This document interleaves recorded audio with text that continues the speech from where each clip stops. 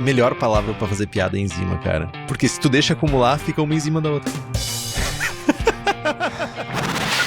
Se você tiver um equipamento que você confia, funciona. Eu não confio no meu, então... Gelatina igual tempo em pó. Melano igual decocção em grão. Desde que eu prometi a Keush, eu nunca mais prometi porra nenhuma. Momento arrombado. Arrombado. Momento arrombado. Começa agora o programa que dissipa mitos e enfrenta até os temas mais difíceis do mundo da cerveja. Apresentado pelo grão mestre das piadas ruins, Henrique Boaventura. Posso falar a besteira que eu quiser aqui, que tá tudo em casa. Na companhia de pessoas mais inteligentes que ele. Esse é o Braçagem Forte.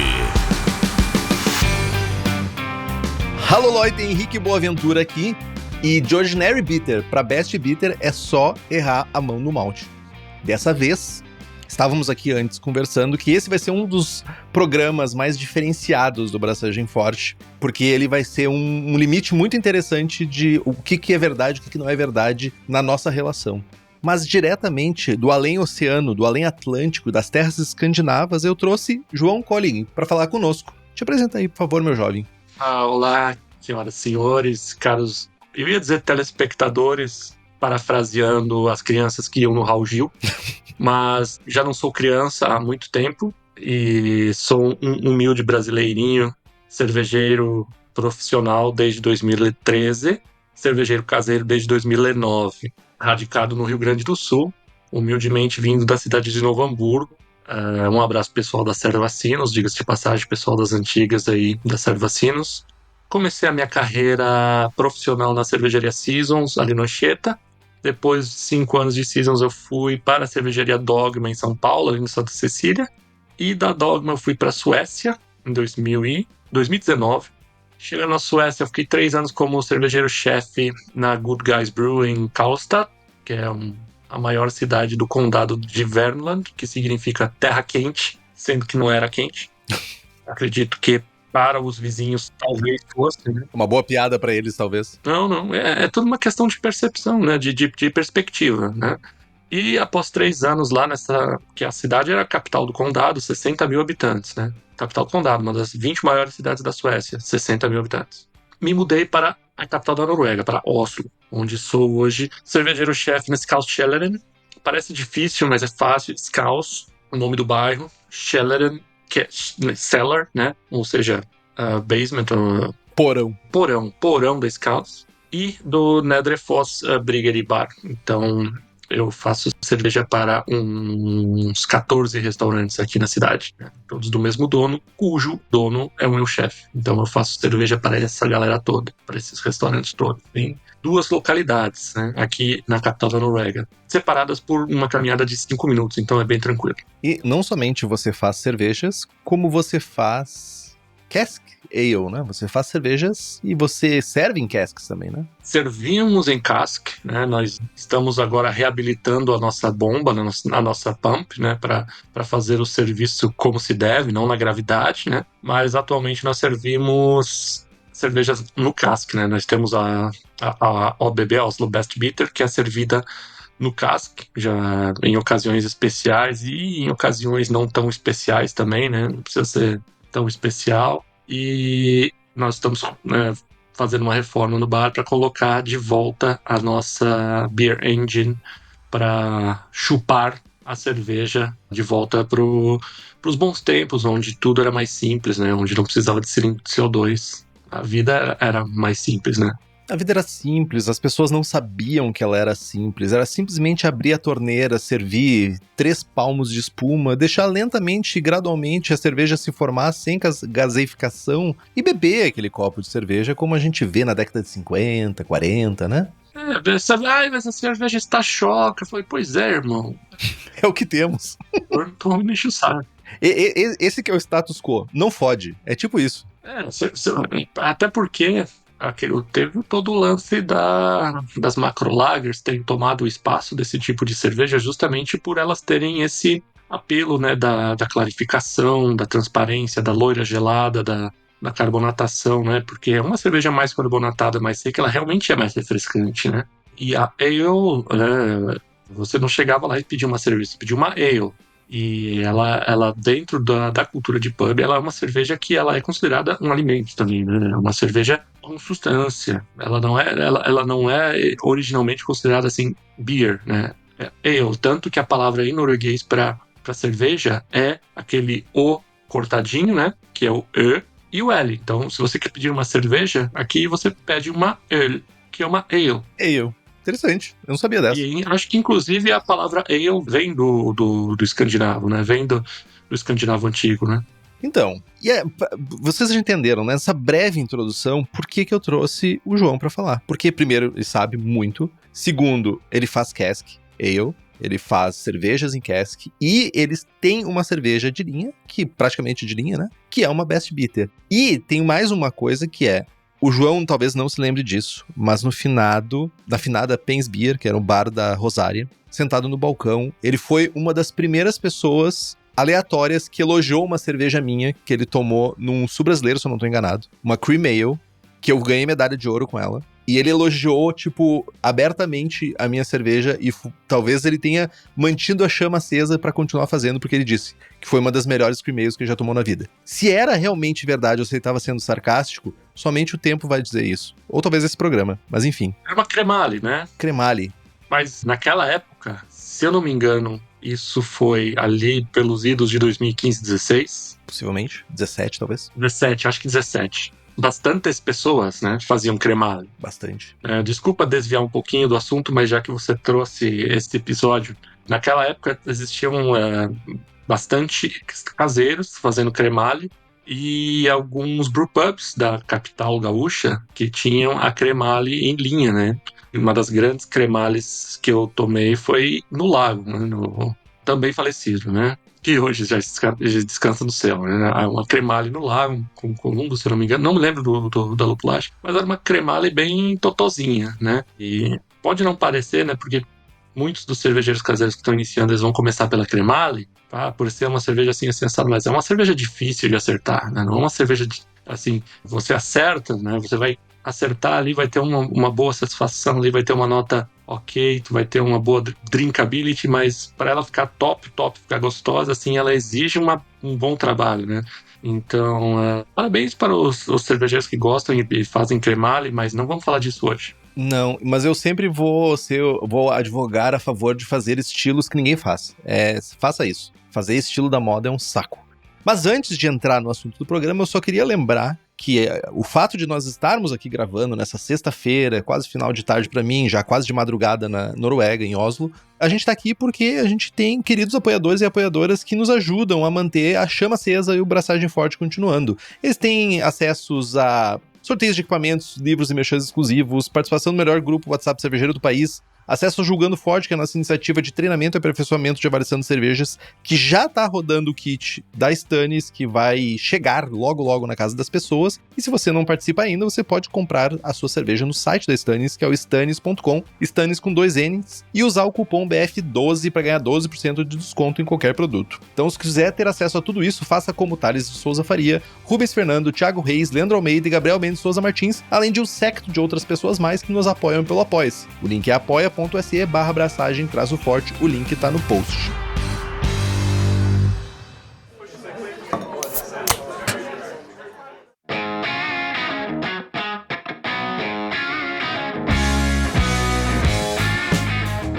Agora, João, de uma vez por todas, entrando na história, continuando, na verdade, né, o que a gente estava falando sobre Best Bitter, né, a gente já falou no programa 45, longínquo programa 45, anos, eu diria, atrás, quase 6 anos atrás, a gente falou bastante sobre a história das Ordinary Bitters, que, no final das contas, é meio que a história da Best Bitter também. Bitters, em geral, compartilham uma história muito semelhante. Mas eu queria saber se tu tem se gostaria de trazer a tua visão sobre essa tríade de estilos, né? Ordinary, Best e Strong Bitters. É uma grande palhaçada, né? é uma grande pataquada de americano, né? O americano, ele O embuste. é um embuste. O americano, ele tem esse dom de falar com propriedade sobre coisas que ele não sabe, né? Então, e fazer a gente acreditar. Nós, como terceiro-mundistas perfeitamente colonizados por este pensamento tacanho, somos iludidos. Nós somos feitos de trouxas, né? E a gente comprou essa ideia, né? Tanto que até pouco tempo atrás, ESB, a famosa ESB, era considerado um estilo. Verdade? Nós tínhamos cervejarias, ainda temos, não sei. Estados Unidos ainda tem bastante cervejaria chamando de SB ainda suas cervejas. Nós tínhamos várias cervejarias vendendo suas cervejas e chamando de ESB. E é como você vender palha de aço chamando, né, daquela famosa marca que eu não vou falar o nome, porque ela não apoia o canal, né? Ela não apoia o podcast. Inclusive, se você considera apoiar, sei lá por que nós usaríamos palha de aço numa produção de cerveja, mas considera apoiar o podcast. Sendo assim, é complicado você... que foi feito também muito com as cervejarias, com as cervejas, estilos de cerveja belgas, estilos de cerveja franceses, né? Se você pegar o livro do Georges Lacambe, você vê que, cara, não tem onde você enfiar tanta cerveja, tanto estilo, tanto jeito diferente de fazer cerveja em um estilo só, ou dois, né? Então, o que aconteceu foi essa pataquada. Cara, precisamos classificar essas cervejas de algum jeito. Então, vamos pegar os nomes comerciais de algumas e vamos inventar o que a gente não sabe. Então, por exemplo, uma Best Bitter, provavelmente você não vai encontrar muitas cervejarias ou cervejas no Reino Unido, no UK, anunciando a cerveja como Best Bitter. Eles vão estar ali anunciando como Premium Bitter, como Extra Bitter, ou como Extra Pale Ale. XXAO. Ou Premium Ale. Há muitas como Pale Ale também. Então, isso foi algo, obviamente, que tem que ser... Quando você vai fazer um julgamento por categoria, você, obviamente, precisa categorizar, né? Então, essa última revisão do BJCP, ela foi muito feliz em vários desses remanejos de estilo e remanejos de escolas, né? Então, essa eu considero, né? Você abolir o ESB, né? Já foi uma grande vitória, né? E como o nome Ordinary e Best Bitter pegou, ficou, né? Então, é assim, é inofensivo. Eu tô sendo xarope, é porque eu sou xarope mesmo, né? Eu adoro, tem duas coisas que eu adoro, batata frita e bateia americana, né? Então, Bom demais. eu tô sendo xarope de propósito, né? Eu tô simplesmente colocando aqui um ponto de vista, mas é interessante, dentro do BJCP, você entender a Best Bitter como uma cerveja extremamente difícil, né? De você categorizar, ao mesmo tempo que é uma cerveja extremamente difícil de equilibrar. É uma cerveja que tem uma origem histórica. Posso começar a falar da história já? O podcast é teu. Eu tô aqui pra tentar equiparar os meus conhecimentos com os teus, mas, por favor, continue. Beleza, porque assim, dentro da historicidade, né, a história da cerveja britânica é a história, basicamente, se você entender mais ou menos como é toda a política tributária em relação à cerveja e à produção de bebida alcoólica no Reino Unido, né, você começa a entender um pouco sobre a história da cerveja britânica. E pseudo-estilos, né, a formação desses pseudo-estilos, né, e moldagem desses estilos. Justamente porque nem toda a cerveja, né, a Pale Ale inglesa, era, por exemplo, nós tivemos muitas cervejas históricas que ficavam em Burton, então, obviamente, você tinha um perfil de amargor e um perfil de cerveja completamente diferente das cervejas de Londres por causa da água, né? Justo. A água burtonizada, que alguns de vocês vão conhecer, muitos de vocês, acredito, né? Já estamos na edição 499, já devemos ter falado sobre isso. A Gabriela Lando já deve ter falado sobre isso também. Inclusive, mandou um abraço pra você. Ela que me recomendou pra falar com você. Eu tinha me esquecido completamente de mentir. A nossa Iemanjá, rainha das águas cervejeiras, né? Puta merda. Então, a ideia, assim, de burtonizar a água para reproduzir esse perfil é uma ideia interessante até o momento em que você está realmente baseando a sua receita em alguma receita histórica de uma Marston's, de uma Alsop ou de alguma cerveja que você tomou que tem origem ali do norte britânico ou da região ali de Burton, né? Porque as de Londres, se você vai pegar um Pride of Chiswick ou alguma outra cerveja da Fuller's ou da Worthington ou da White Shield, então aí você vai realmente ter que trabalhar um pouco no balanço e na levedura. Então, acho que foi em 1880, não lembro, passa uma lei, né, que é a lei do Freemaston. O nome não era esse, tá? Isso é como ela ficou conhecida.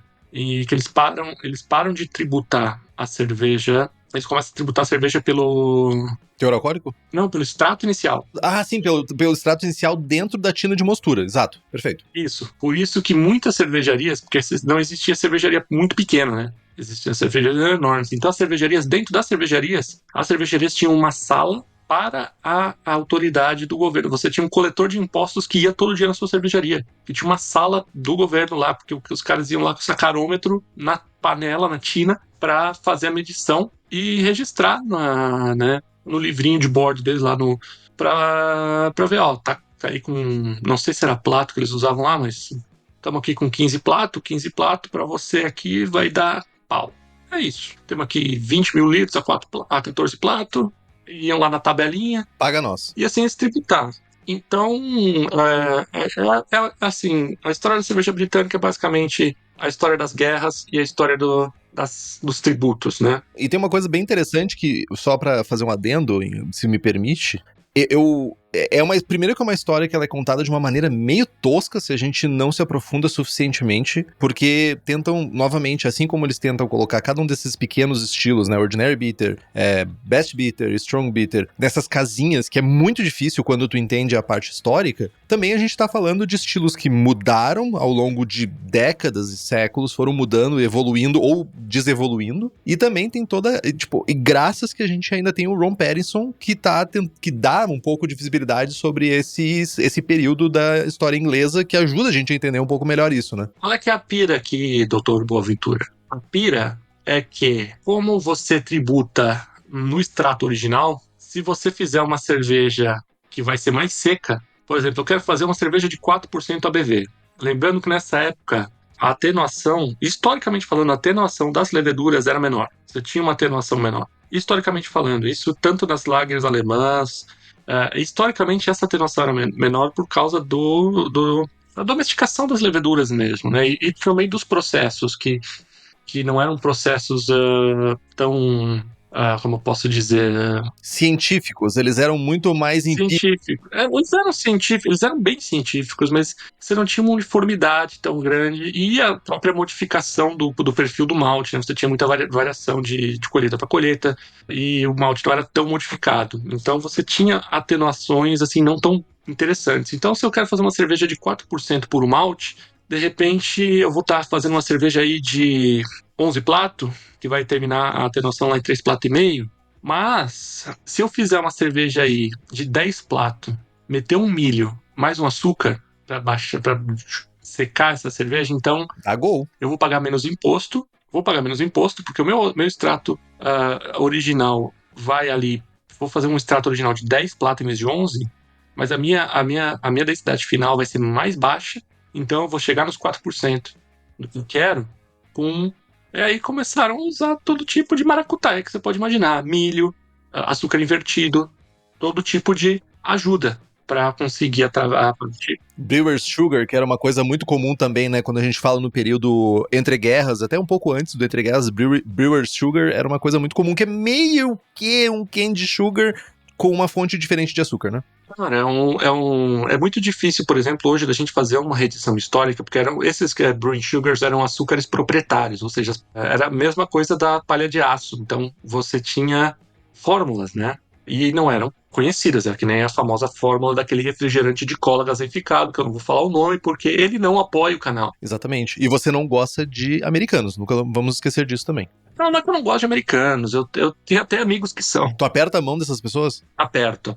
Normal. Eu não vou aqui ser canalha. Entendi. Né? Não sou canalha. Mas o Brewing Sugar, ele era açúcar proprietário, então era muito difícil você saber, por exemplo, a cor que você ia conseguir. Claro, quer dizer, eles sabiam, porque eles conheciam os açúcares, mas nós aqui, olhando os brew logs, os livros de registro, assim, o cara vai usar tanto do açúcar tal. Pô, eu não faço a menor ideia do que é esse açúcar, se é frutose, sacarose, açúcar invertido, qual a cor, o que faz, sei lá, cara, complicado. Aí, então, a gente fica meio no vácuo de saber do que estamos falando aqui. Claro que, dependendo da cerveja, nós sabemos mais ou menos assim, essa cerveja deveria ter essa cor, pela lógica. Essa cerveja poderia ser assim, pela lógica. Algumas usam assim, outra ingrediente que era o caramelo cervejeiro, que ele não ajudava no sabor, ele simplesmente ajudava na cor, né? Que é praticamente um adjunto para cor. Ajuste a cor com caramelo cervejeiro. Que cor?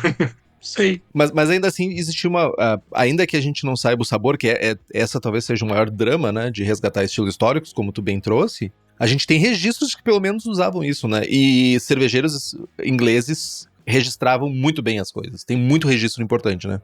Justamente por causa dos impostos, né? Justamente por causa dos impostos. E como nesse final do século XIX, meio pro final do século XIX, né, muitas cervejarias belgas e francesas, né, muitas grandes cervejarias belgas e francesas, os pais, né, os donos das cervejarias mandavam os filhos para a Inglaterra para estudar, porque, veja bem, era o centro, né, tecnológico, industrial e científico do mundo na época, né? A Revolução Industrial, as grandes cervejarias, né? A Companhia das Índias Ocidentais, aí vai, e de onde veio a India Pale Ale. Você sabia que a IPA, porque viajava no navio, desculpa falar nome feio aqui, acabei de desmonetizar Mas você pode colocar um sinal... Não, a gente pode xingar o quanto quiser, porque isso aqui é not for kids. Ok, então a história da IPA não é essa, tá? Mas enfim, deixa eu voltar. Então, mandavam os cervejeiros belgas, o seu Roquefort, o seu Rodenbach, mandavam os filhos para Londres para estudar, e eles voltavam, aprendiam o que tinha que aprender e voltavam. Então, os belgas, eles foram estudar em Londres, voltaram, e quando eles voltaram, eles começaram a usar açúcar, né? Os açúcares invertidos, os açúcares e os caramelos escuros, né? Que é o que virou o Candy Sugar belga, né? Virou, né?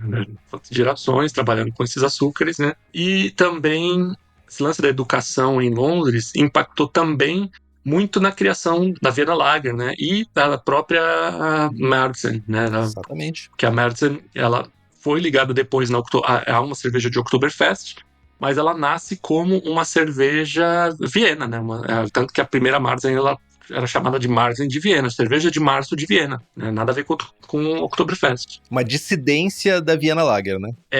O seu Dreyer deu duro, né? Tome o Dreyer. Seu Dreyer aprendeu a fazer o malt pale lá, chegou na cervejaria dele, fez o malt pale do jeito que dava, que ele conseguiu lá, né? Que virou o malt, que é o primeiro malt Viena, né? Que no final das contas foi uma espionagem industrial, né? Não podemos deixar de levantar essa questão, né? Não foi, né? De todos os apetrechos, como bengala vazada, sacarímetro, etc, que não era uma coisa que era amplamente disponível na Alemanha, juntamente com o advento, né, de processos de refrigeração artificial, resulta em 2 estilos icônicos. Então, ele foi lá e fez o Viena dele, né? Ele foi lá, pô. Ele não. Teoricamente foi espionagem industrial, tá? Mas os caras também não estavam muito dispostos a esconder, porque eles nunca imaginaram que todas as grandes cervejas inglesas seriam vergonhosamente substituídas por macro lagers alguns anos depois. Mas enfim, eles não sabiam que eles estavam. É uma inocência que existia no processo, João. É essa que é aquela parada. Foram gurias, né? É outra época. Naquela época o pessoal tava de... Já diria o vagino, né? Ratearam. Ratearam, era sangue doce, chegaram de sangue doce no rolê e aí ratearam. Ratearam, mas faz parte, né? Pô, e Malte Munique nasce assim também, né? O Malte Viena nasce disso, e o uso de açúcar na cerveja. Então, você tem um monte de parada legal acontecendo aí nesse final do século XIX, né? E, obviamente, com as guerras, daí, ou entre guerras, né?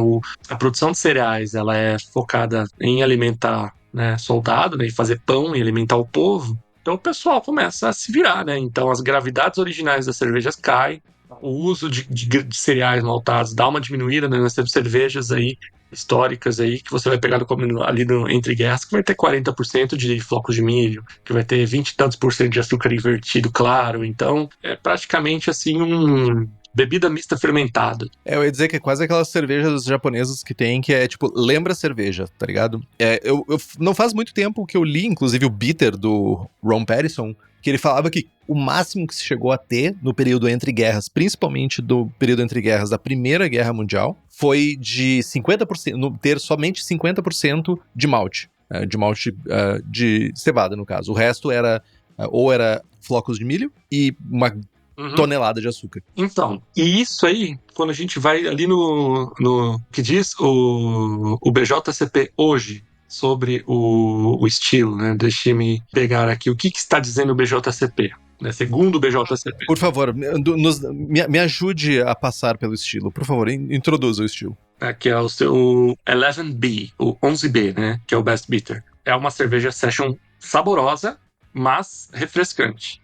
E isso aqui é um ponto muito interessante, porque quando a gente fala em sabor em cerveja, como se dá sabor numa cerveja? Cerveja são 4 ingredientes, quer dizer, nas minhas pastry stouts tem 80, mas Ah, cara, tu faz pastry stout, meu. fazia, lembre-se. Eu tinha mais esperança em cima de ti, confesso. Cara, eu trabalhei quase 2 anos na Dogma, calma. Tu tá se recuperando disso, já? Sim, hoje eu sou um novo homem. Hoje, por exemplo, eu não uso lactose, nem maltodextrina. Justo. Mas, assim, excelentes cervejas. Enfim, é muito complicado você ter uma cerveja saborosa onde você vai colocar elementos de sabor marcantes sem avacalhar com o drinkability, sem atrapalhar a bebibilidade da cerveja. Justo. Então, porque qualquer coisinha que tu te passa ali, cerveja boa, mas tá enjoativa, tá meio doce. Cerveja boa, mas esse tostadão aqui tá me pegando, assim, tá dando aquele guspe ruim. Cerveja lupulada, gostosinha, mas tá pegando um pouquinho o amargor, tá pegando um harsh aqui no palato alto, tá dando aquele pigarrinho de cigarro.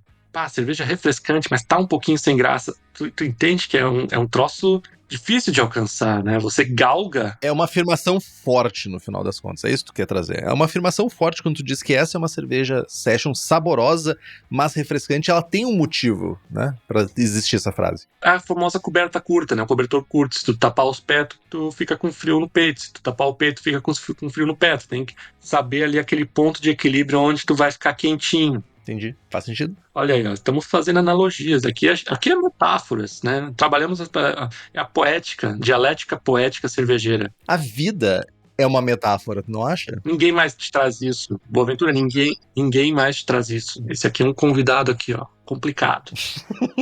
Mas continue, por favor. Seguindo, alguns exemplos podem ter um equilíbrio mais voltado para o malte, mas isso não deve sobrepor a impressão geral de amargor. Isso é o BJCP dizendo, não sou eu. Você é só o interlocutor, na verdade. Vamos deixar bem nítido. Você não está pregando isso, né? Não se briga com o guia. Se você vai mandar cerveja para concurso, não brigue com o guia. Se você vai fazer cerveja para beber ou para vender, a seu critério. Mas você está fazendo uma cerveja para mandar para um concurso cervejeiro, não brigue com o guia é seu amigo. Exato. E a facilidade de consumo é um componente crítico do estilo. Perfeito, ou seja, é uma cerveja que tem que ter drinkability, ser refrescante, ser marcante, pode ter um equilíbrio mais voltado para o malte, mas não deve sobrepor a impressão geral de amargor. Ou seja, caralho. Não é fácil. Mas não quer mais nada, não, filho da puta? Sério, é uma cerveja extremamente complicada. É uma cerveja com probleminhas. O BJCP quer mais coisa. Porque no aroma, o BJCP diz que o aroma de malte, de baixo a moderado, muitas vezes, entretanto, nem sempre, com uma qualidade de caramelo de baixo a médio-baixo. Complexidade de malte como pão, biscoito ou levemente tostado é comum. Frutado de leve a moderado. O aroma de lúpulo pode variar de moderado a nenhum, tipicamente com um caráter floral, terroso, resinoso ou frutado, geralmente sem diacetil, embora níveis muito baixos sejam permitidos. Sobre diacetil, se for usar malte caramelo, ou se vai fazer alguma fervura mais longa, se você vai mandar para concurso, é complicado, porque eu sou campeão de confundir o butterscotch com diacetil. E, inclusive, a frase que eu tenho, a última frase em português que eu tinha memória tua, é de tu falando exatamente um gostinho leve, sutil de diacetil. Essa é a última frase que eu me lembro de ti na Pens Bia. Pois sutil. Então, sutileza, a sutileza é um troço bonito, né? Você buscar sutileza nas coisas, uma elegância, né? Sutileza gera sutileza. Perfeito. Seguimos, então. O aroma de malte de baixo a moderado, cara, é aquela história, né? Tu tá ali fazendo uma cerveja onde você tem uma exigência ali na impressão geral, que você tem que ter uma cerveja com características bem marcadas, não marcantes, mas bem marcadas, e você tem que ter ali um certo controle no aroma, um certo controle na complexidade, um frutado, é tudo de leve a moderado, né? Tem que ter tudo, mas tem que ter tudo de leve a moderado. Isso é muito complicado, porque às vezes uma coisa leva a outra, né? Por exemplo, tu tá fazendo essa tua best bitter ali, tu tem uma atenuação um pouquinho maior, você já vai ter uma sensação de amargor maior do que tu queria. e aí esse teu balanço já não fica legal. Então, realmente, estamos aqui trabalhando com nuances. Sutileza gera sutileza, perfeito. É uma linha tênue, é uma linha tênue. É uma linha tênue, é uma linha tênue. Nós estamos lidando aqui com perigo. É um estilo muito perigoso. Você que pretende trabalhar com esse estilo, saiba que você está lidando com um material extremamente perigoso aqui. Você vai estar correndo riscos. Tenha essa consciência. Isso aí não é cagar pelado, não, cara. Tem que ter um certo foco, inteligência, sorte e um pouquinho assim de vadiagem. Aparência. Âmbar claro, cobre médio. Perfeito. Inclusive, o cobre médio é maravilhoso. É uma cor que me agrada muito na cerveja, tá? Cor que fica bonita. Com uma boa clarificação, o cobre médio fica lindo no copo, fica lindo no pint. É uma cor que me agrada muito. Na Beer Engine, fica lindo quando ela começa a fazer aquela cascata. Fica muito bonito. Assim, eu gosto muito de falar de aparência de cerveja. Né? É uma coisa meio negligenciada, né? A aparência. Mas uma cerveja bem clarificada, assim, com uma cor bonita, com aquele mahogany, aquela cor de uma Schwarzbier ou de uma... Aqui eles chamam de Bayer, como é que é o nome disso? Dunkel. Dunklers, uma Munich Dunklers, que você coloca a luz do seu telefone perto do seu smartphone e ela dá aquele reflexo rubi. Aquilo aqui, cara, isso é uma das coisas mais lindas que tem. Isso é uma das coisas mais lindas que tem. Isso aqui é poesia. É filosofia e poesia. Quando você enfia sua lanterna na bunda do copo e sobe aquele vermelho, é um troço assim, ó. Chega a emocionar. É lindo, cara. Tem que se falar de aparência de cerveja. Cerveja tem que ser bonita. Cerveja tem que ser bonita, tem que ser apetitosa. Tem que ser um troço que tu olha assim, tu para um tempinho, olha, bate. Que troço foda, que troço bonito. Aí tu toma, obviamente, mas... Uma coisa leva a outra, né? A contemplação vinculamente uma das 47 melhores coisas que tem pra fazer na vida. Limpidez de boa a brilhante, ok? Isso é uma complicação muito séria no cask, tá? Mas vamos falar de cask depois. Boa. Colarinho de branco a quase branco. Seria um off-white. Exato. Um off-white, um cru natural. Um branco com uma sujidade, por assim dizer. Um tanva. Cor tanva. Não conheço essa cor. Parece nome de esmalte ou de tintas da Souvenir. Atenção, Souvenir. Considere apoiar este canal. Colarinho branco a off-white, de baixo a moderado. Ok, né? Porque é uma cerveja com uma carbonatação não tão efervescente, então realmente... E muitas receitas vão pedir um açúcar que ajuda também a secar e a dar uma... ajuda a atrapalhar a retenção de espuma, bem assim dizer. Justo. Né? Baixa quantidade de proteína disponível para fazer a estabilização, etc, etc. Ele ajuda a atrapalhar, né? Perfeito. Essa parte da aparência, tranquilo. Inclusive, foque na aparência de sua cerveja. Você é cervejeiro caseiro. Você é cervejeiro profissional também. Não seja relaxado. Eu fui durante muito tempo com a aparência da minha cerveja. Aí eu realmente cheguei numa fase da minha vida que a gente começa a pensar em coisas que a gente não pensava antes, né? Eu, por exemplo, eu não entrei para grupo de ciclismo, não comecei a correr, não virei crossfiteiro, não entrei pra igreja. A minha crise de meia-idade, né, foi com cerveja. Preciso fazer minha cerveja ser mais bonita. É uma boa crise, né? Eu diria que é uma crise útil, até por um lado. Eu não acho que uma crise de crossfiteiro seja útil, por exemplo. Cara, é útil para um reumatologista, né? Provavelmente para para um ortopedista. Um quiroprata, talvez. Alô, crossfiteiros que estão ouvindo. Nada contra vocês. Esporte é saúde. Nem muito a favor também. Faz bem pra vocês, ótimo. Pra mim, eu ia terminar de me quebrar. Já tô quebrado, né? Sou cervejeiro há quase 15 anos, né? Isso não... Tem coisa que não volta mais. Os sonhos. Sabor. Não, sabor deixa pra mim, calma. Não, sonho sempre volta. Calma, deixa eu te ajudar com o sabor. Não, por favor, me ajude com o sabor. Eu te ajudo com o sabor. Eu tô aqui pra isso, eu já te falei, né? Tô aqui pra tentar te ajudar, no final das contas é isso. Amargor de médio a moderadamente alto. Ésteres frutados de moderadamente baixos a moderadamente altos. Sabor de lúpulo de baixo a moderado, tipicamente com caráter terroso, resinoso, frutado e ou floral. Maltado de baixo a médio com final seco. O perfil de malte é tipicamente de pão, biscoito levemente tostado. Sabores de caramelo ou toffee de baixo a moderado são opcionais. O equilíbrio é muitas vezes decididamente amargo, que é uma péssima... Esse decididamente é uma coisa que não faz muito sentido no português, mas enfim, né? A gente responde a um guia em inglês. É que tá legendado, né, o BJCP. É que eu baixei as legendas desse BJCP no torrent. Entendi. Ah, sim, daí vem aquela confusão, né? Às vezes, dependendo do pessoal. Enfim. Embora o amargor não deva dominar completamente o sabor do malte, ésteres e lúpulo. Geralmente sem acetil, embora os níveis muito baixos sejam permitidos. Ou seja, pode tudo moderadamente. Assim como uma Ordinary Bitter pode tudo baixo e uma Strong Bitter pode tudo alto. É isso? Não preciso te chamar pra falar de Strong Bitter, é só repetir isso aqui e trocar moderado por alto? Basicamente, quer fazer uma Strong Bitter?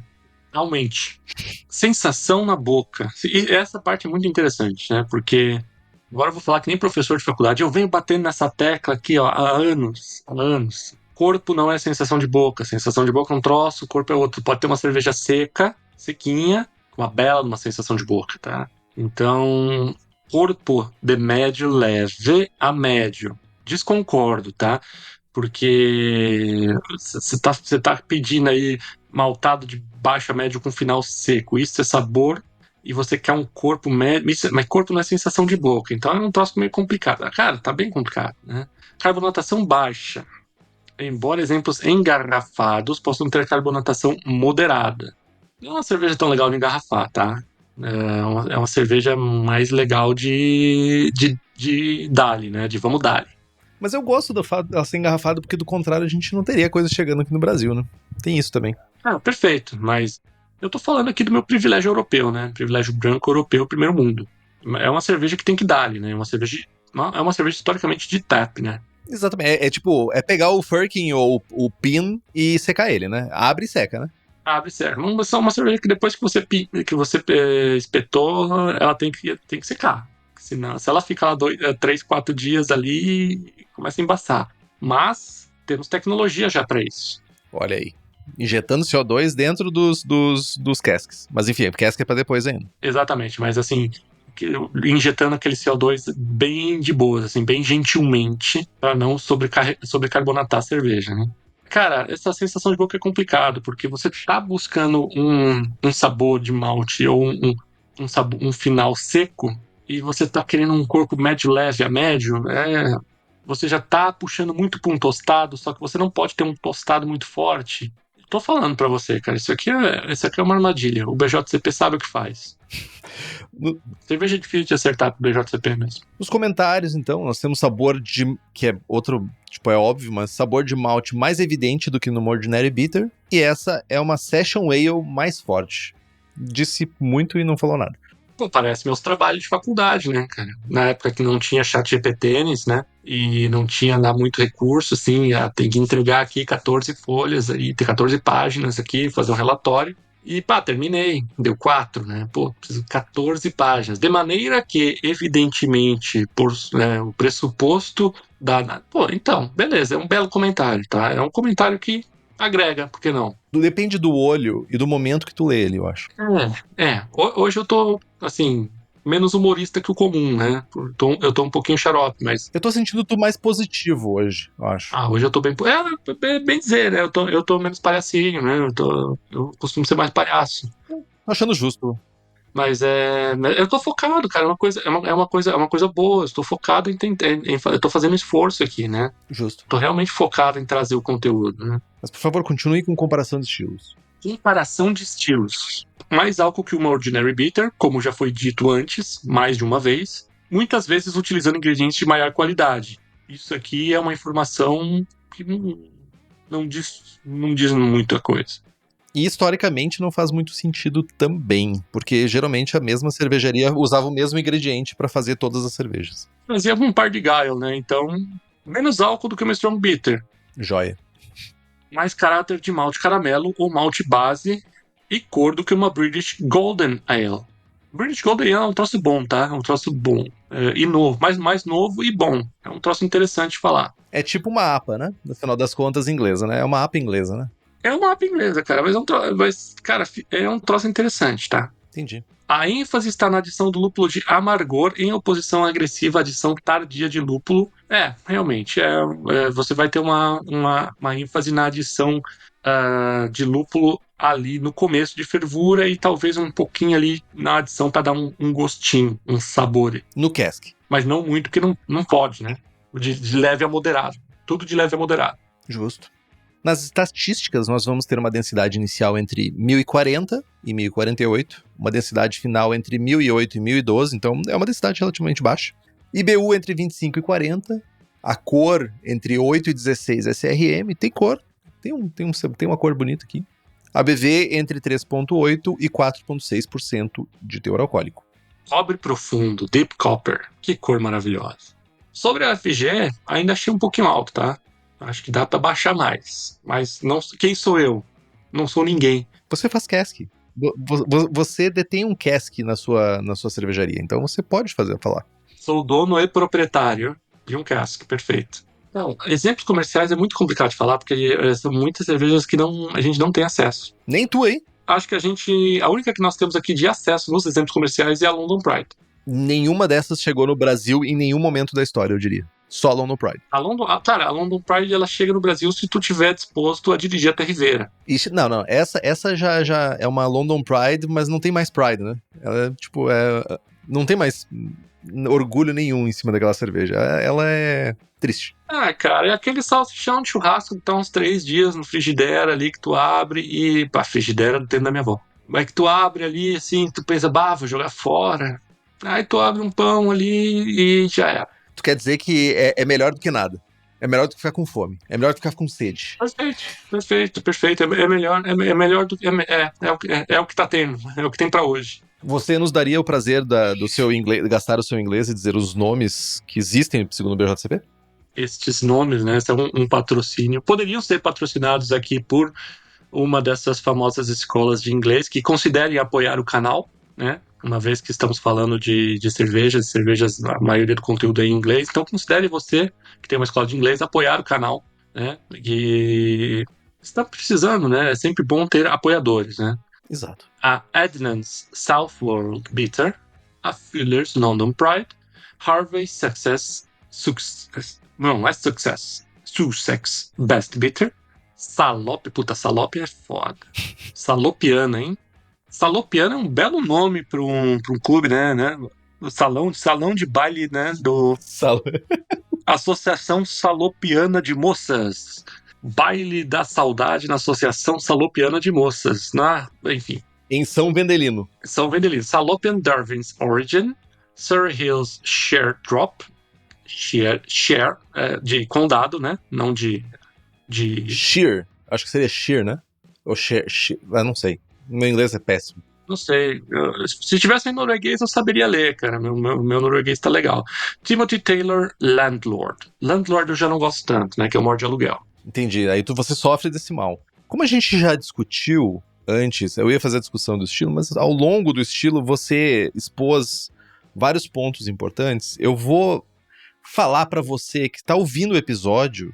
Tu já pensou em abraçar a tua Best Bitter? Então, essa é a deixa para conhecer a Easy Brew, que é a nossa nova patrocinadora, com uma linha completa de equipamentos, acessórios e insumos que atendem todo cervejeiro, desde o caseiro iniciante até aquele cara que produz, ou aquela cara que produzem profissionalmente.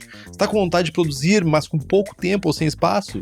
Precisa conhecer a nova K60, equipamento Double Vessel que ocupa o mesmo espaço de uma single, conta com várias opções e automações e ainda uma versatilidade enorme. Ela faz de 15 a 50 litros e tem capacidade de processar um grande volume de malte, fazendo desde Session às High Gravities mais ousadas, como o João fazia aqui. E o nosso ouvinte tem 10% de desconto com o cupom Braçagem Forte, tudo junto. Entra no site easybrew.com.br e escolhe o melhor equipamento para sua necessidade. Easy Brew, cerveja sem perrengue.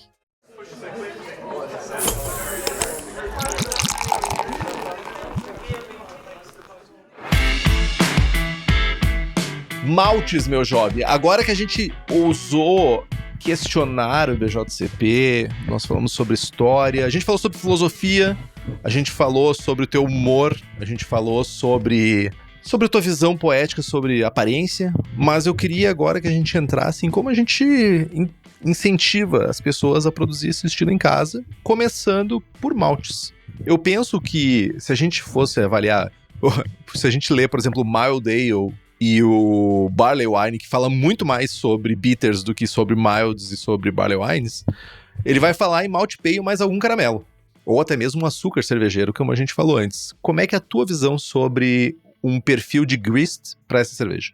Veja bem, Beijo. o enfoque é no biscoito e no tostado. Sendo assim, não há nenhuma outra alternativa que não seja usar o Marisa Hort de base. Que é basicamente levar um cervejeiro brasileiro à falência. É isso que você está propondo. Perfeito. Se você é playboy, se você tem grana para bancar um Marisa Hort de malte base, parabéns. Mas se você não tem, não fique bolado. Nós aqui, com os nossos anos de experiência, nós temos alternativas aí para você fazer o seu Marisa Hort da Shopee. Pursman Mary Otter. Gastando pouco e com um resultado satisfatório. A Gingemans, ela tem um malte chamado Biscuit. A Crisp tem um malte chamado Amber. E se você quiser, caso queira, tá? Um Munich Dark, assim, um pouquinho de malte pale com um toque de Munich Dark, de Munich escuro, dá. Chorinho. O chorinho, vá do seu coração, vá fazendo. Cada diferente sistema, você tá fazendo com o quê? Com um tribloco, com um single vessel? Cada sistema vai ter a sua particularidade. Então, use algum malte mais abiscoitado, um malte biscuit, um malte amber. Pode até ser um melanoidina, mas cuidado com o melanoidina, que ele é doce. Vá brincando com o Munich Dark, né? Veja o que funciona para você no seu sistema. Eu queria complementar que eu gosto muito do caráter de Pale mais Munich Weirmann. Gosto muito do resultado. Esse aí é o que a gente fazia na época que não tinha Marisa Hort no Brasil. A gente queria fazer alguma cerveja que tinha que a base era Marisa Hort. Sem Marisa Hort, era o Munich da Weirmann com o Malt Pale da Agrária, naquele tempo. Não era Pale da Agrária, porque não existia Pale da Agrária ainda. Então era Pilsen da Agrária. Ou Pale da Chateau, na tua época. Podia ser isso também. Só que o Pilsen da Agrária, lá em 2014, 2015, era 5/6 EBC, cara, era escuro. Hoje em dia deve ser 3 para 3,5. Tanto que o Gordon Strong, quando veio pela primeira vez lá na Seasons, ele falou, cara, esse teu Pilsen aí é praticamente um two-roll. É um Pale two-roll. Então, naquela época, era o que a gente fazia, né? Era o Pilsen com o Munich. Mas, caso você tenha condições, né? Use Marisa Hort de base, cara. Não tem como errar. Tem, na verdade tem, mas é maneira de dizer. Sempre tem como errar. Não vai ser nesse ponto que tu vai errar, vai ser no outro. Não, sempre tem como errar, né? A vida me ensinou muitas vezes que eu pensei que estava certo, que eu estava redondamente enganado. A vida serve para isso, né? Segue ensinando, né? A vida é um grande professor. Esteja atento para ouvir as lições que a vida quer te ensinar. Já dizia Tim Maia, racional. Marisa Hort como base, mais algum caramelo. Cara, esse algum caramelo também há um perigo aqui, tá? Se você vai usar um caramelo escuro, é uma boa secada, porque você vai adicionar um pouquinho do tostado, né? Porque o caramelo escuro tem uma tosse, e vai adicionar um pouquinho de complexidade de malte e um pouquinho de adocicar. Vai adocicar, mas de novo, né? Vamos maneirar nas quantidades. Mas quanto eu coloco de malte? Se você não sabe o que você está fazendo, existe assim uma das. Todo mundo me faz várias perguntas. Todo dia eu recebo um ou dois inbox do tipo: então, tô clarificando a minha cerveja aqui, tô usando esse produto. Quanto eu tenho que usar? Eu falei: o que tá escrito no rótulo? Tá escrito 1 grama, então usa o que está escrito no rótulo. Quanto de malte melanoidina posso usar? O que o fabricante indica? O fabricante indica até 20%. Então você vai usar até 20%. Porque eu tô. Quanto de levedura eu doso? Quanto tá indicando aí no envelope? Tá indicando aí 1 grama por não sei o que lá por plato. Então você use 1 grama por não sei o que lá por plato. Siga as orientações do fabricante, sempre. Então, se você tá aí, um caramelo escuro aqui, um caramelo escuro que o cara tá pedindo, no máximo 10%, hein? Você tá botando 15%? É onde tu erra. Você tá contrariando o fabricante, cara. O fabricante que fabrica. Veja bem, o cara poderia estar recomendando mais, ele quer vender. Na minha cabeça, o cara quer vender mais. Ou tô errado? Ou sou maluco? É maluco, mas não tá errado nesse ponto. Nesse ponto não, né? Então, segue as orientações do fabricante. E tome cuidado com os caramelos escuros, tá?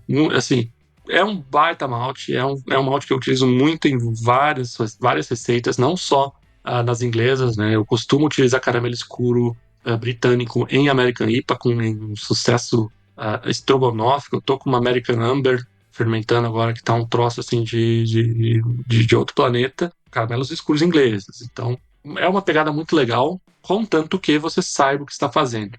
Então, não tem muito erro aqui. Marisa Hort, caramelo. Se você vai ter a pegada histórica, Marisa Hort, ou se você quer o canal Crisp Mountain também, é muito interessante a linha que eles têm de malte histórico. Então, eles têm uma linha chamada Heritage, que eles têm alguns maltes históricos que são maltados no chão, uma pegada bem antiga mesmo, né? Uma pegada mais começo para o meio do século XX. Então você tem uma pegada mais autêntica. E caso você esteja assim comprometido mesmo com o conteúdo, considere mesmo uma pequena maltaria local. Não sei como, cara, não faço a menor ideia se vocês têm maltarias artesanais aí ainda. Poucas. Odebrecht sobrevive. Deus o abençoe, viu? Que homem. Ele me ignora. Eu mando mensagem pra ele, mas ele não conversa comigo com tanta frequência quanto eu gostaria. Acontece, cara. Acontece. Um dia vai. Um dia vai. Uma hora seremos ouvidos. Um dia chipa. Enfim, considere apoiar a sua pequena maltaria local, tá? Porque são produtos feitos, uma enorme maioria são feitos maltados no chão, né? Com processos históricos mais apurados. Você vai conseguir um perfil de sabor talvez bizarro no bom sentido. Não faça como eu, que sou um arrombado que joga uma quantidade muito grande de dinheiro na mão da Weiermann, por exemplo. Você pode jogar uma quantidade absurda de dinheiro na mão da Weiermann, porque é uma excelente maltaria. Eu queria comprar um saco de malte defumado. Eu nunca comprei um saco de malte defumado. Eu queria. Eu tenho um lá em casa, lá em Novo Hamburgo ainda, se não me engano. Comprei em 2015, tá lá. Deve tá bom. A mãe manda foto no WhatsApp. O que eu faço com esse saco? Não. Vou precisar no momento, no futuro. Nunca se sabe. Malte defumado você sempre precisa.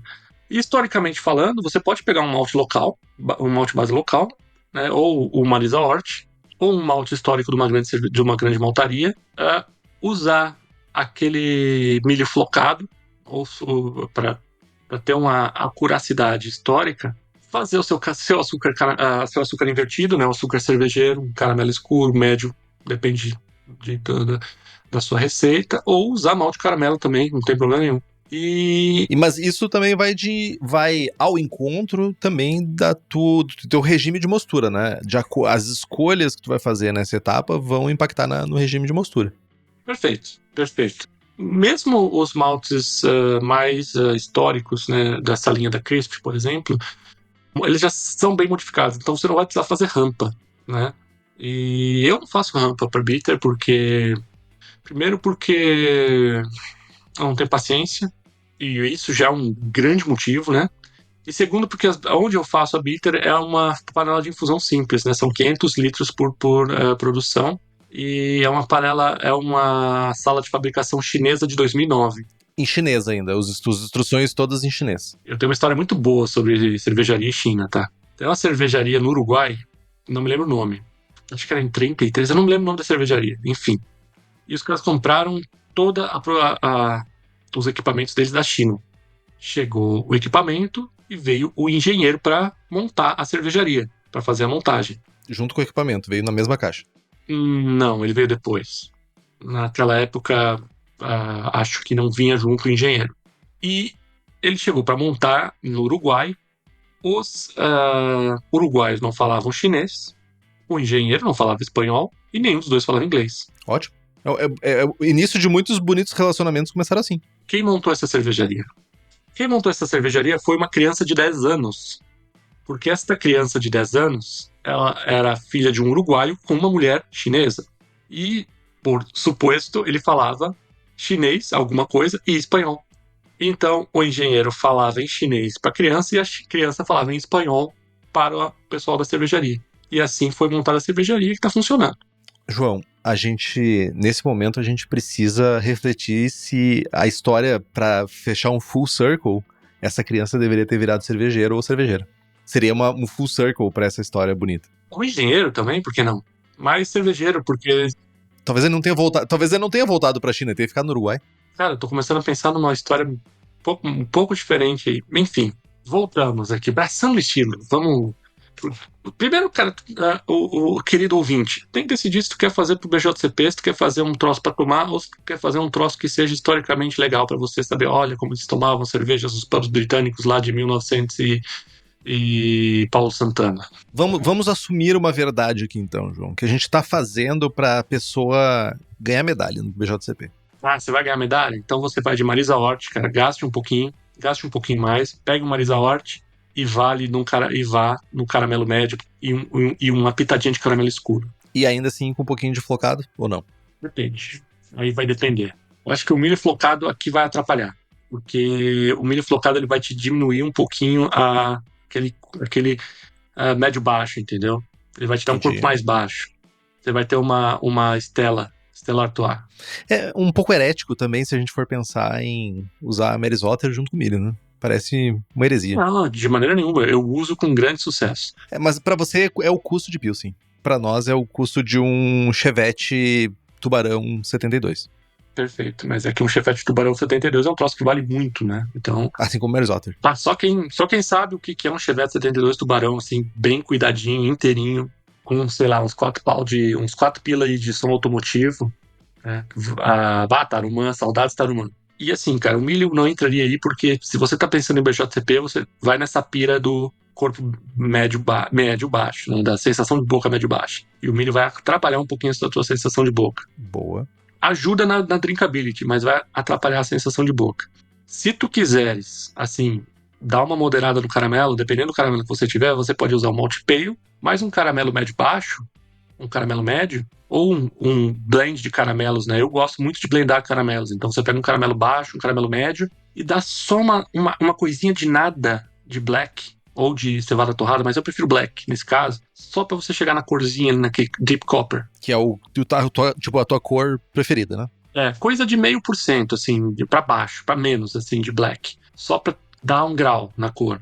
E pra ajudar um pouquinho no tostado. E no final, cara, isso ajuda bastante. Eu acho que 499 programas, você já deve ter falado de Irish Red. Então, aquele toquinho de cevada torrada que ajuda a dar aquela sensação final maltada seca. Dá uma secadinha, dá um tostadinho, um torradinho, dá um... É tudo um inho, né? É tudo um inho. Assim, mas, pelo amor de Deus, não muito, quase nada, tá? Tá. Se você vai fazer para o BJCP, foque na qualidade dos ingredientes e no resultado para o BJCP. Então siga rigorosamente o que está escrito. É que nem um ingrediente, cara. O guia de estilos é o seu amigo. Faça exatamente o que está escrito no guia de estilos. Não tem muito pra onde fugir. Então, se no guia de estilos a gente tá falando de um corpo médio-baixo, a gente tá falando de uma mostura também uma temperatura de mostura relativamente baixa. 65. 65 per meia. 67 se quiser fazer uma gracinha, dependendo da atenuação do teu fermento, né? Dependendo se tu usou milho também ou não, alguma coisa assim, são jogos que tu pode fazer, né? Tu pode brincar esses jogos, né? É um grande barato, já diria Galvão Bueno, né? Esse é verdade, esse é um grande barato. Lúpulos, meu jovem. O que a gente olha pra lúpulos? Aí lúpulos você tem uma janela mais fechada, né? Você vai usar o quê? Variedades inglesas. Eu uso uma variedade tcheca, mas é uma variedade tcheca que é uma variação de uma variedade inglesa, né? É quase como se fosse aquele momento do Scooby-Doo que quando tira a máscara... Que é uma variedade... Tu diz que é... É uma variedade de Goldings, né? Eu gosto muito desse lúpulo que chama Celeia, Styrian Celeia, né? Styrian Golding Celeia, que ele traz uma laranjinha. Menos que Target? E com essa base de Marisa Hort com caramelinho, fica assim aquela coisa de marmelada, de laranja, assim, ó, uma compotinha assim que me pega legal. Me pega legal, sou grande fã. Eu costumava buscar isso na porta do Target. O Target geralmente entrega isso pra mim. O Target entrega bem. O Target entrega bem também. Perfeita colocação. O Target acerta o alvo no quesito laranjada. Spot on. Spot on. Faz uma mirinda. Justo. Mirinda. Também é muita referência antiga, né? Quem sabe, sabe. Quem tava lá, tava lá. Quem é de verdade sabe que é de mentira. Não adianta. Mas variedades inglesas mais clássicas possíveis, sem grandes... Como é que se chamam? Sem grandes improvisos, sem grandes ousadias aqui. Batata inglesa, né? Essa piada é muito boa. Depois que tu não entende ela. Aqui vamos na batata inglesa. Entendi. Vamos. Então, cara, eu gosto muito de Celeia.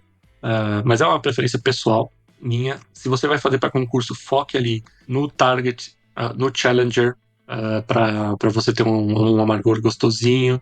O Fuggles com Goldings nunca erra. Se você quer colocar um target com Fuggles, você vai ter aquele famoso chá Earl Grey, com uma... Muito obrigado, João. Tu entendeu uma parada da serva inglesa que eu amo, que é o Fuggles com target, cara. Eu acho que Fuggles com target, ele é fatal.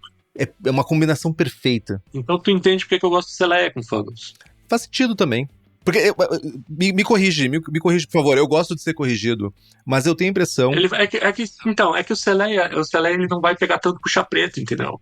O Target, ele é um lúpulo que malha a perna, né? O Celeia não, o Celeia ele pula o dia de perna, né? Ele é um lúpulo que ele vai trazer uma laranja menos robusta, né? Exato, exatamente. O Target ele é mais gritante, a laranja. Ainda que não é nem um pouco gritante comparado com lúpulos norte-americanos, mas ele é mais presente, tem mais ênfase. O Target seria o Ramon Dino dos laranjoides, né?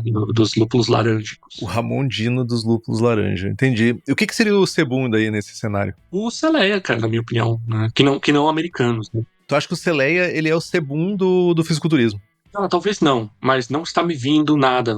Atenção, ouvintes. Se você tem um lúpulo larângico da família dos larângicos, né, dos cítricos larângicos, que não seja um lúpulo americano, que vai puxar, que puxa para o pinus e para aquele amargor resinoso, que vai ser dos lúpulos larângicos ingleses, né, que puxa mais pro chazinho preto. Escreva nos comentários. Né, mande sua mensagem, contribua. Contribua você também. Aqui ninguém é dono da verdade. Boa Ventura. Quem somos nós, Boa Ventura? Não somos nada. Nós somos poeira. Nesse universo que gira e. Exatamente. Somos moléculas. Não somos nada. Nada. Nós somos micróbios enquanto o 3-1 Atlas passa a 200 mil km por segundo. Não somos nada. Exatamente. E a gente tá sempre atrás. Nós nos damos muita importância. Vamos todos dar risada da gente mesmo. Mas a gente vai dar importância, João, para a Hops Company, que seleciona lúpulos nos Estados Unidos para fazer a tua cervejaria se diferenciar. Vai buscar lúpulos diferentes, direto na fazenda. Você tá me dizendo que os caras vão na fazenda lá para escolher lá. Mas aí é exclusividade. Não, é diferenciado. Passou pela mão de alguém da Hops Company. Tu consegue entender esse diferencial? É muito diferente. Então tu acessa hopscompany.com e compra os lúpulos, assina teu contrato com eles, porque já tá disponível a nova safra. Cara, isso é um troço fenomenal, considere, tá? Porque você tem um especialista porque, cara, você tem variedades de lúpulo que são, como eu posso dizer, que são variedades abertas, né? Tipo, por exemplo, Centennial. Você não precisa pagar royalties para plantar Centennial, porque são variedades comuns. Só que você, obviamente, vai ter Centennials e Centennials, né? E você tem uma pessoa que vá até a selecionar os produtores para você ter uma qualidade que esteja de acordo com o esperado, você ter um bom rendimento. Cara, isso aí é diferenciado demais, pelo amor de Deus. Hops Company. Tô dizendo, não vou falar mentiras aqui. Fervura, João. Algo diferente que a gente deva fazer nessa cerveja pra fervura? Cara, não. Ferva a cerveja. É a minha recomendação. Minha recomendação é ferver a cerveja. Claro que é uma coisa que já disse antes, conheça o seu sistema, tá? Você tem uma fervura onde você tem um elemento, uma resistência, você vai ter uma caramelização maior ao redor da resistência. Tem isso em mente, se você poder, por exemplo, regular a intensidade da sua fervura, se você faz uma fervura por elemento elétrico. Leve em consideração a intensidade da sua fervura mais no sentido de caramelização, quando você faz uma fervura com resistência elétrica, tá? Porque lembre-se que é tudo de médio a moderado, né? Então, você pode ter uma perca, no caso que não é uma perca, né? Você vai ter você pode acabar com a cerveja um pouco mais escura. Fique de olho na sua taxa de evaporação também, para você acabar não tendo uma special bitter em vez de uma best bitter. E para você evitar muita caramelização que pode terminar com um sabor assim de butterscotch, que alguns juízes, eu inclusive, acabamos confundindo com diacetil, que pode te custar alguns pontinhos numa avaliação. Não culpe os juízes são humanos, os juízes são gente como a gente. Alguns, né? Nem todos. Não se acerta todo dia, não se pode acertar todas, né? Não temos VAR no BJCP.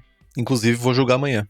Então, não é uma tarefa fácil, é uma tarefa cansativa, é uma tarefa exaustiva física, mentalmente e fisiologicamente. Então, a fervura, a minha recomendação é, se você tem um elemento elétrico na sua fervura, considere talvez ajustar a cor para baixo, ou considere, se você consegue regular a intensidade da sua fervura, considere fazer isso também. Ou tem uma excelente resistência de baixa de inox, aquelas com baixa impedância, que você consegue ter uma redução nessa caramelização por sobreaquecimento do elemento elétrico. Acho que hoje em dia seria quase uma regra, né? Pelo menos quem não tá fazendo desavisadamente um equipamento, é ter uma resistência. Guri, no meu tempo, aquilo ali, ó, tá vendo? Tudo mato. No teu tempo era o modo presídio, quase. Aquelas casinhas ali, ó, que não tinha nada ali, ó. Aquele era tudo um banhado, ó. Não tinha essas luzinhas ali em cima, ó. Ali era tudo mato, não tinha nada disso aí. Hoje em dia tá tudo aí cheio, já tem tudo gente morando, já tem até posto de saúde ali. Já tem, inclusive, como é que se chama? Já tem, inclusive, saneamento básico. Não, isso nunca teve, nem terá.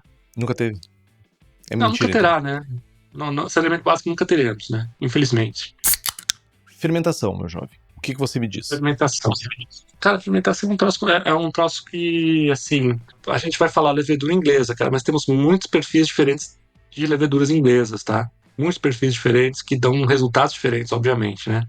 Nós temos algumas leveduras, não sei como vocês estão de fornecedores aí, eu utilizo a Fermo Ale da AEB, que nada mais, nada menos é a West Yorkshire, que é uma levedura muito bacanuda. Assim, ela é uma levedura esquisita no bom sentido, né? Ela vai dar uma esterificada legal, ela seca, ela dá uma boa sensação de boca, ela é uma levedura bacaníssima, né? As tradicionais não tem erro. S04, baita levedura, vai te entregar uma cerveja bem inglesinha, gostosa, fácil de fermentar, não dá problema, não dá... tem muita gente que fala, eu tenho off flavor, eu tenho problema com a S04. É uma das leveduras mais utilizadas no mundo, historicamente falando. Fermentos é uma baita de uma indústria. Não tenho problema nenhum com S04. Então, considere, reflita. A Fermentos tem um problema ou eu? Eu diria que é mau uso. É mau uso. Acho que a S04 ela é muito versátil. E tá tudo bem ser mau uso. Não se pode ganhar todas. Perder todas pode, mas ganhar todas não. Aquele time da sexta divisão norueguesa que tu estava me falando é um desses casos? Cara, o Dinamo Mjøsa, o famoso ganso, né, que o escudo do time é um ganso de calça, ganhou ontem, né? Time grande não caiu, tá? Inclusive, essa gravação está ocorrendo na sexta-feira porque você tinha que assistir futebol na quarta. Né? Na quinta. Na quinta ou não? Na quarta. Na quarta, perdão.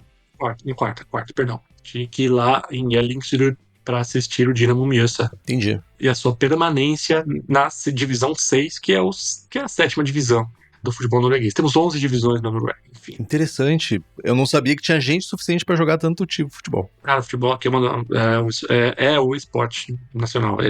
Se a gente acha que nós somos o Brasil é o país do futebol, o Brasil não é o país do futebol. A cada 3 quadras aqui temos um campo de futebol profissional cheio de criança correndo de um lado para o outro. Não à toa que a Noruega hoje é a potência futebolística mundial que é, com 5 milhões de habitantes. Justo. Eu sou bem pouco versado em futebol. Mas, em cerveja, que eu me considero um pouco mais versado, eu gosto dos resultados da Resident Ale, que testei recentemente, e da London Ale da Levitec. Que se, inclusive, você estiver querendo fazer cerveja, se você não está vendo, eu estou com uma camiseta da Levitec, você pode ir lá encontrar ales, lagers, brett, bactérias, tudo para te comprar, para fermentar suas bebidas. É na Levitec. Vai ter também consultorias, vai ter banco de leveduras, vai fazer hidromel, vai fazer cidra, vai fazer uísque, cachaça, tudo tem lá. Entra no site levitec.com.br, faz suas compras e compra o teu ingresso para a festa de 10 anos que vai rolar em novembro, 22 de novembro. A fermentação, obviamente, siga as orientações do fabricante quanto à temperatura e pitching rate. Aqui não tem muito o que falar, tipo, use levedura inglesa, mas, claro, conheça a levedura que você está usando. Se você não conhece, né, os próprios fabricantes têm uma leve descrição do que ela traz para a cerveja, e caso você não confie no fabricante, o que eu não recomendo, confie no seu fabricante. Há diversas comunidades e grupos de cervejeiros que provavelmente algum grande cervejeiro, ou não tão grande assim, já vai ter utilizado essa levedura e vai ter uma opinião a respeito, tá? As minhas minha tríade de fermentos, basicamente, que eu faço tudo com eles, é o West Yorkshire, né, que é o AEB Fermo Ale, o S04. É muito difícil, assim, eu passar um ano sem usar, e o Burton Ale acho que alguns laboratórios do Brasil têm o Burton Ale. Tem sim. Mas o Burton Ale é o meu, Já chegou aqui. que é o meu fermento de guerra, né? É o meu house yeast. Boa. Falando em Burton, né? Eu me encaminho pra água, mas antes eu queria só fazer uma provocação, provocar você e dizer, como esse programa já tá se estendendo, e eu queria falar muito sobre cask, eu queria saber se você toparia, você não precisa responder agora, mas fique com isso na sua cabeça, um programa só pra gente falar de cask. Faria sentido? Vamos fazer um programa só para falar de cask? Faz sentido? Que a gente pode fazer um parte 1 e parte 2, né? Hoje nós falamos sobre a cerveja e vamos falar sobre o acondicionamento dela em uma outra oportunidade? Por que não? Eu penso isso porque cask é pra todos os estilos. É que a gente tá falando somente de Best Bitter. Eu queria dar um espaço merecido pra cask. Vamos trazer isso, vamos dar uma abertura para isso, né? Vamos refletir, vamos pensar. Não vamos fechar na Best Bitter do caso. Exato, mas vamos lá. Águas Molhadas, né? H2O. líquidas. E aí é um troço que me pega muito, cara, que é a burtonização da água. Que eu sou, assim, eu já vi cervejeiros, sabe, praticamente fazer um gesso, né? Falei, cara, tu vai fazer cerveja ou tu vai rebocar uma parede, cara, tu vai fazer aquela água que fica turva, né? Tu faz aquela, tu adiciona o sais, aquela água fica leitosa. Eu chamo de leite de burra. Cara, essa referência é muito forte, tá? Do leite de burra. Eu tenho certeza que alguns ouvintes vão pegar. Eu até vou pesquisar aqui enquanto tu fala. Beleza. Senhoras e senhores, não é pra tanto, cara. Se você tá colocando 300 ppm de qualquer coisa na sua água, você está errado, tá? Mas cervejaria assim, cervejaria assado, cervejaria... Cara, não faça isso com você, cara. 300 ppm é muita coisa. Se você quer fazer uma relação 2:1 sulfato cloreto, faça, parabéns, cara, é legal. Mas vá ali pros seus 250 ppm, tá? No máximo. Mas a água histórica, cara, não, sabe? Você vai ter uma mineralização excessiva. Respeite o seu rim. As próprias cervejarias, historicamente, elas blendavam água. Não era, simplesmente... As cervejarias, as tratavam, as ferviam, tinha rolês envolvidos. Então essa história de, cara, vou meter 350 ppm, cara, calma. Torcedores, calma. Mas tu acha que, por exemplo, uma pessoa... Vamos pensar que aqui no Brasil 90%, 95% das pessoas têm acesso a água de superfície, uma água extremamente mole, extremamente sem íons, né? Sem minerais, na verdade. O que ela deveria ajustar aqui? Vai fazer uma relação de sulfato e cloro, 2:1, ali para umas 250 ppm no máximo, sulfato. Tu vai fazer uma água de IPA, bem dizer, tá? 250 de sulfato, uns 80 a 100 de cloreto, pouquinho de sódio, né? Pode distribuir seus cloretos com sódio ou com carbonato ou com cloreto de cálcio. Tenta não endurecer demais a água com metais, né? Tenta manter uma certa alcalinidade não. Uma certa alcalinidade e seu controle aqui, né? Até porque nós não queremos avacalhar muito a mostura com um pH muito baixo, nem com muito alto, né? Não queremos utilizar ácido lático, essa é a verdade. A minha recomendação é não passar de 250 ppm por questões econômicas também, né? Se bem que sais para cerveja são baratos, mas é uma questão de não fazer um leite de burra, né, cara? De não rebocar uma parede, de você ter aquele final chalky mineralizado. Você tem aquela sensação... Aquela sensação que tu tá tomando leite de magnésio. Exato, a sensação que tu tá tomando leite de magnésio. Magnésia bisurada. Forte, magnésia bisurada. Então, assim, deixe sua água ser feliz, foque nessa relação de sulfato-cloreto. Ponto. Não passe 250 ppm de sulfato. Tenha muita atenção com seus metais alcalinos. Bom demais. O que os metais alcalinos têm óleos? Manere. Vamos maneirar. Vamos pegar leve na água. Isso não vale só para isso. Isso vale para quase todos os estilos. Vamos pegar leve nos minerais da água. Se você tem uma água mole, sabe, vamos começar a pensar uma racionalidade hidrofílica. Hidrológica. Vamos pensar numa racionalidade hidrológica onde a gente não vá criar um problema onde não existe, né? Não vamos fazer um over-engineering. Exato. Bom ponto. Vamos manter uma lógica ali de 200 e pouquinhos ppm de cuidado, né? Não vamos complicar o que não tem complicação. E se você tem uma água molinha, molíssima. Vá fazer Helles, filho. Faça Helles. Olha Eu- que coisa gostosa você fazer uma Helles. Não poderia discordar. Você pega o mouse. Eu não tenho esse direito, tu entende? Eu não tenho direito de fazer Helles, porque a água da minha residência, ela é quase sólida. A minha água, ela é uma bosta. Água de poço. Perfeito. É uma boa bosta. Então, acontece. Eu consegui morar na única cidade do litoral gaúcho que é abastecida por poço de... Faz parte, cara. Faz parte. Meu pai tá lá em Cidreira, né? Então, Ele tá mais fudido que eu. meus pais são em Cidreira, né? Então, Tô mais fudido que eu. mas não tem problema. É um belo litoral, cara. Não tem o que falar. Eu poderia falar horas sobre Cidreira, de tão ruim que é aquela praia. Mas tudo bem. Acho que tem gente que gosta, né? Eu também comi, assim, o terceiro ou quarto pior crepe da minha vida lá. Eu fico imaginando o resto deles, dos outros, quais são os tops. Acho que foi Magistério o pior. Aí foram 2 lugares diferentes em Pinhal. Outra cidade complexa. Mas Cidreira tá pau a pau. Tanto é que o Papas da Língua, né, não tem mais a gente lá, né? Na verdade, seria Cidadão Kane, né? Desculpa te corrigir. Não, é bom me corrigir, porque a memória já não é mais a mesma, né? Muitos anos longe aí da província, né? Muitos anos longe aí da querida província, então eu já tô que nem aqueles idosos ali que começam a confundir data, confundir pessoas, confundir... Ah, tu não é filho da fulana? Não, eu sou neta. Ah, mas desse tamanho? Então tá mais ou menos assim. Entendi. Mas enquanto as necessidades fisiológicas estiverem sob controle, tá tudo bem. A memória acontece. Mas para isso nós temos aqui fraldas, né? Fraldas Geriátricas.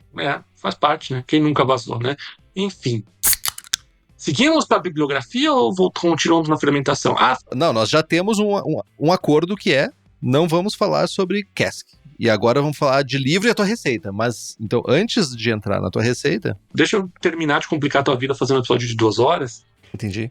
Algumas das leveduras não são tão boas floculantes, tá? E isso é um troço que vocês têm que prestar atenção, porque nós estamos falando de boa aparência. E boa aparência é uma barba bem feita, um cabelinho na régua, né? Um dentinho escovadinho. E é uma cerveja bem clarificada, então considere usar o clarificante. Quando nós estamos falando de cask, nós estamos falando de isinglass, mas nós não vamos falar de cask hoje. Enfim, considere usar um clarificante caso você não tenha uma boa clarificação, uma boa floculação, uma boa clarificação, se você não tem um fermentador cômico. Considere usar um clarificante para você ter a translucidez ou uma boa claridade, né? Para você ter uma apresentação legal. Lembre-se, a apresentação é um troço importante, né? Boa. E a fermentação dentro das faixas de temperatura. É uma cerveja que pode ser consumida jovem. É uma cerveja que é uma cerveja, se você conservar, né, em uma boa temperatura, uma temperatura de câmara fria, é uma cerveja que aguenta bem, né? Uma cerveja que não perde tanta... É uma cerveja boa fresca, mas é uma cerveja que quando perde o frescor, ela continua muito gostosa.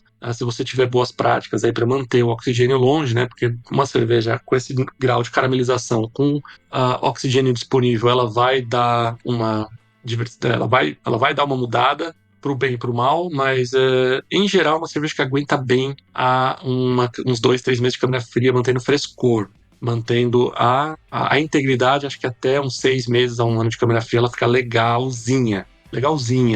Mas consuma a sua cerveja, beba a cerveja. Se você vai fazer cerveja para não beber, não faça. Perdeu o brilho no olho, mas ainda, tipo, a luz apagou, mas eu ainda funciono. É isso que tu quer dizer, né? Perfeito, excelente, peguei a referência. Grande, perfeito. Obrigado.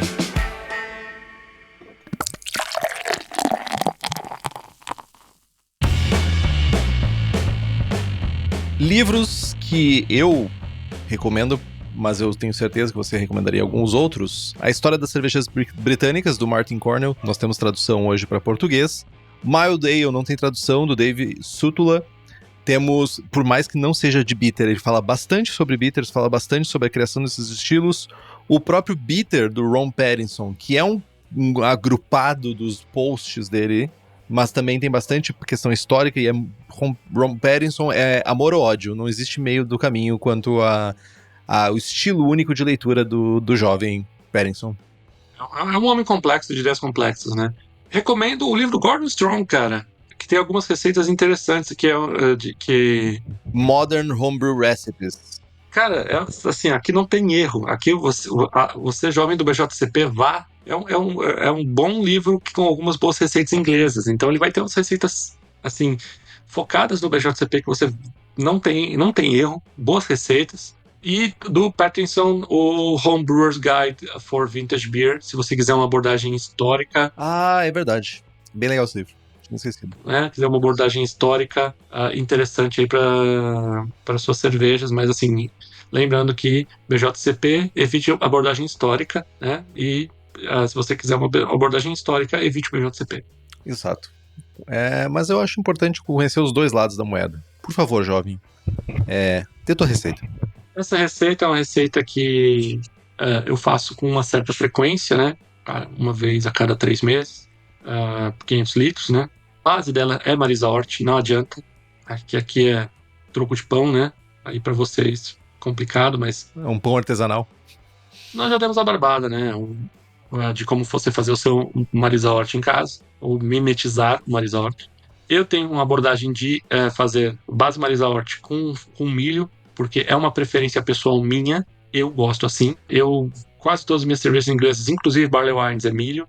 Eu gosto, cara. É uma preferência pessoal. Eu gosto do perfil que ele dá na sensação de boca. Uma cerveja mais aguadinha, no bom sentido. Cara, não sei explicar. É complicado para mim explicar o que o milho traz. Que ele não dá sabor, ele não dá o dulçor. Ele simplesmente vai trazer aquela estela atualização da cerveja. Talvez seja o que ele não traz que te agrada. Perfeito. Ele é presente nas ausências. Ele preenche um espaço com a sua ausência. É um elemento lacunatizante. Mas você está falando aqui, então, pelo menos foi o que você me repassou, para 20 litros, uma densidade inicial de 1041, uma densidade final de 1010, a cor seriam 19 EBCs, um amargor firme. Um pouquinho acima, né? Um pouquinho acima, ok. Um amargor de 32 IBUs, um amargor firme, mas não excessivo. E um teor alcoólico de 4%, spot on. E ingredientes, Mary's Otter, como tu bem falou, troco de banana aí, né? 3 kg. Marisa Hort. Eu achei interessante, tu usa uma quantidade legal de milho, tipo, eu tô usando 500 gramas de milho em flocos. Cara, tá pouco, tá pouco de milho ainda, tá?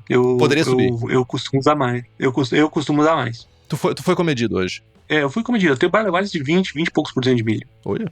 E aí tu complementa isso com um cristal claro, até na faixa dos 100 Love Bonds aí, né? Que seria 200 gramas, desculpa. 100 gramas daí de um cristal mais escuro, na faixa dos 400 Love Bond, que não necessariamente a gente vai achar crisp aqui, então é bom a gente fazer esse pensamento, né? Mas faixa dos 400.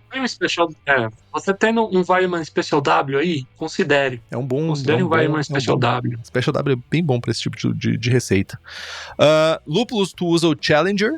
O desafiante. O desafiante com 7,5 de alfa-ácido, usa 20 gramas para trazer 19 IBUs, 20 gramas de Celeia, que o que tu já falou, Styrian Celeia, que é 4,5% de alfa-ácido, 20 gramas também, trazendo 7 IBUs, e 20 gramas de Fuggles, a 4,5 de alfa-ácido também contribuindo com 7 IBUs. E tu usa o London Ale, é isso? Ou aqui a gente já tem a substituição pelo Fermo Ale? Não, aqui esse especificamente é Boddington mesmo, é London Ale. Beleza. Por quê? É um fermento que vai trazer uma alegria diferenciada. É um fermento alegre, um fermento bom floculante, e ele casa muito bem com esse combo de Celeia com Fuggle. Ah, mas eu não tenho Celeia? Pode usar o Styrian Goldings, vai trazer uma pira parecida, tá? Perfeito. E aí, uma mostura simples, como a gente falou mais ou menos no programa, 65 graus por 60 minutos. Uma fervura também de 60 minutos. As adições de lúpulo, adicionar o Challenger a 60 e o Celeia e o Fuggle aos 20. Aos 20 e assim, dependendo de como é o seu processo, de quanto tempo você demora para fazer um whirlpool, uma transferência, você pode mexer aí nesses tempos de adição do Celeia e do Fuggle, tá?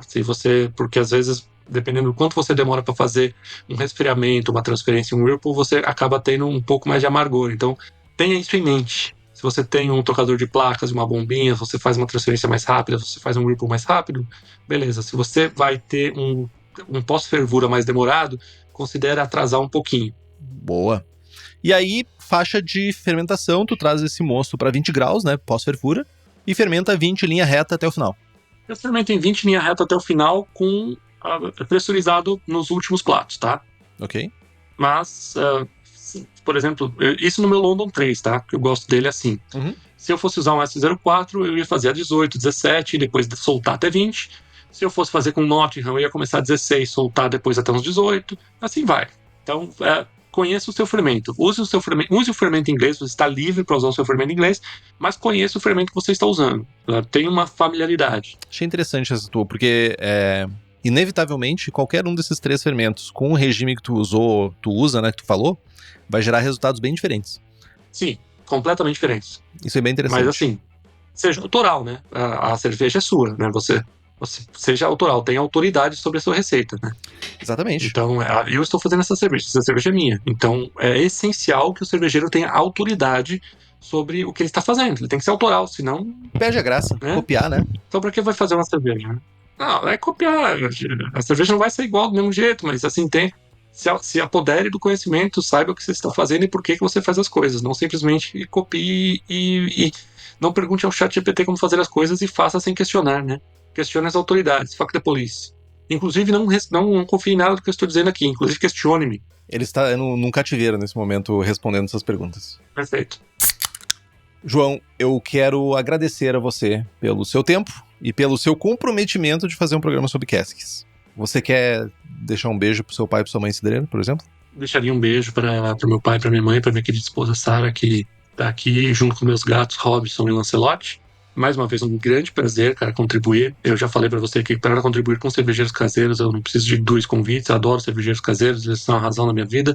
Eu fui um cervejeiro caseiro e na cerveja caseira eu encontrei a minha vocação, a minha profissão. Hoje pago minhas contas com cerveja, vivo fora do Brasil, vivo aqui na Noruega uma vida feliz como cervejeiro profissional. Devo à cerveja tudo que tenho, então compartilhar um pouco com os colegas cervejeiros, para mim, além de uma satisfação, uma enorme alegria. A alegria é toda sua. E foi um prazer estar na sua presença.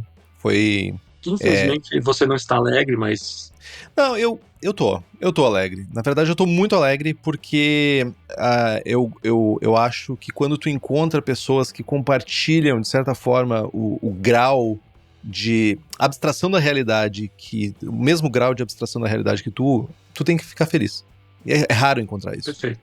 Porque, né, a realidade é uma construção social. A realidade é uma construção social. O vermelho só é vermelho porque alguém olhou e chamou de vermelho. E tá no espectro correto da luz também, né? Quem disse? Alguém batizou de vermelho e as pessoas falam, isso aqui é vermelho, isso aqui é vermelho. Ô, Cleitinho, como é o nome dessa cor? Vermelho, da hora. É vermelho até que vire uma cor de esmalte ou uma cor de tinta de parede. Aí, nesse momento, pode virar nomes diferentes. É verdade. Você, fabricante de esmalte, que considere apoiar o canal, entre em contato aqui pelos nossos contatos de comunicação, pelo nosso e-mail. Considere apoiar o canal, que nós não temos muito público para esmalte, mas quem sabe, né? Eu, por exemplo, usava esmalte para pintar e desenhar, para colocar os nomes nas bombonas, né? Marcar as coisas nas bombonas de fermentação. Quando eu fermentava em bombona, escrevia com esmalte na bombona. Olha aí. Então, de repente, você, ali, alô Colorama, considere apoiar o canal. Boa. Nos siga no Instagram, estamos no Spotify, Apple Podcasts, YouTube Podcasts, Deezer, todos os agregadores, estamos lá. E se você gosta do programa e puder fazer um review, dar estrelas, é muito importante para nós. Compartilhe os episódios com seus amigos, tem dúvida, sugestão de pauta, crítica, quer anunciar sua empresa ou seu produto, e-mail para contato@braçagemforte.com.br ou mande uma mensagem para nós. É isso então, meu jovem? Cara, 2 horinhas assim quase 2 horinhas assim de pura resenha, né? Já que é a palavra da moda agora, né? Resenha. Ah, resenha. Não, mas foi conteúdo útil. Braçagem forte? É um conteúdo útil. Obrigado.